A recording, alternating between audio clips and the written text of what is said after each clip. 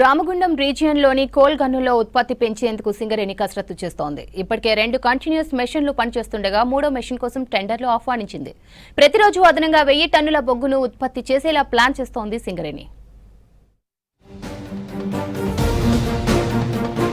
Ramagundam region పరిధిలోని GDK 11 గనిలో 3వ మిషన్ను ప్రవేశపెట్టేందుకు సింగరేణి కసరత్తు చేస్తోంది.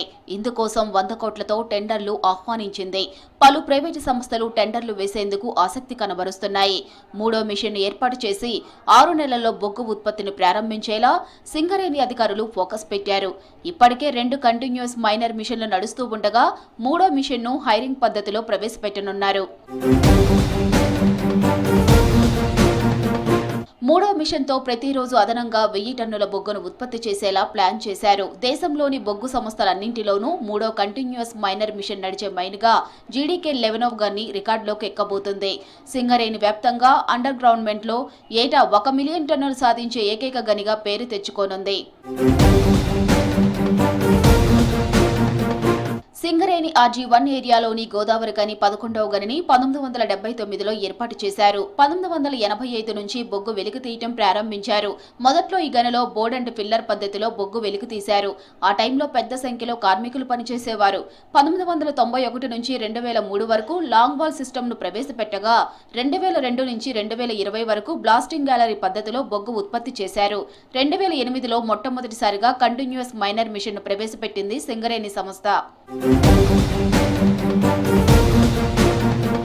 కంటిన్యూస్ మైనర్ మిషన్ కంటిన్యూస్ గా బొగ్గును తొలగిస్తూ కింద పడేస్తే అక్కడి నుంచి బెల్ట్తో నిర్దేశించిన ప్లేస్ కు చేర్చుతారు. ఈ ప్రక్రియ నిరంతరం జరుగుతున్నందున దీనిని కంటిన్యూస్ మైనర్ మిషన్ గా పిలుస్తున్నారు.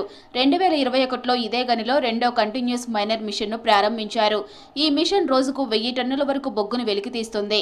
తాజాగా హైరింగ్ పద్ధతిలో 3వ మిషన్ ను గనిలోకి దింపేందుకు టెండర్ ప్రక్రియను ఆహ్వానించింది సింగరేణి.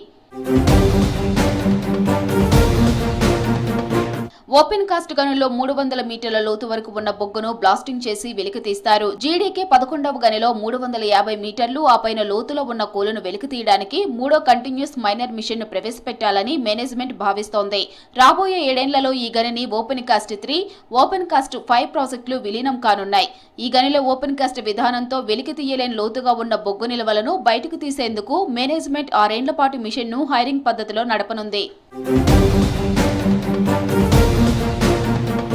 జీడీకే 11వ గనిలో మొత్తం 53 మిలియన్ టన్నుల బొగ్గు నిల్వలు ఉన్నాయి. ఈ గని ప్రారంభమైన నాటి నుంచి నేటి వరకు 40 ఏళ్లలో 20.50 మిలియన్ టన్నుల బొగ్గును మాత్రమే వెలికి తీశారు. ఇంకా 32.50 మిలియన్ టన్నుల బొగ్గును వెలికి తీయాల్సి ఉంది. ఏటా మిలియన్ టన్నుల బొగ్గును వెలికి తీయాలనే లక్ష్యంతో అధికారులు ప్రణాళికలు రూపొందించారు. అందులో భాగంగానే 3వ కంటిన్యూస్ మైనర్ మిషన్ ను రంగప్రవేశం చేయిస్తున్నారు.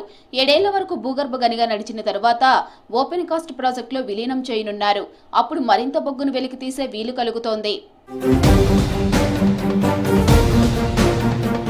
సింగరేణిలో అండర్ గ్రౌండ్ మైన్లు అన్ని నష్టాల్లో నడుస్తున్నాయి. 1 టన్ను బొగ్గు వెలికి తీసి అమ్మితే కనీసంగా 6000 వరకు నష్టం వస్తుంది. అందుకే భూగర్భ గనుల్లో నష్టాలను తగ్గించాలనే ఆలోచనతో జీడీకే 11వ గనిలో 3వ కంటిన్యూస్ మైనర్ ను హైరింగ్ పద్ధతిలో ప్రవేశపెడుతున్నట్లు సింగరేణి అధికారులు తెలిపారు.